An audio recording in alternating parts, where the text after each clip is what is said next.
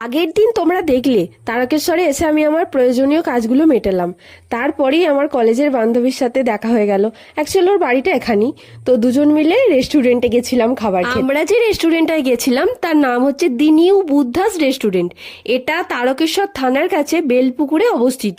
তো পুরো রেস্টুরেন্টের থিমটাই ছিল বুদ্ধাসের উপরে এবং ছোটোখাটো প্লাস পরিষ্কার পরিচ্ছন্ন। সব থেকে বেটার যেটা, এই রেস্টুরেন্টের ওনারের বিহেভিয়ার খুব ভালো। তো আমরা প্রথমে অর্ডার দিয়ে দিয়েছিলাম ফিশ ফিঙ্গার। ফিশ ফিঙ্গারটা ছিল অত্যন্ত ক্রিস্পি এবং টেস্টি।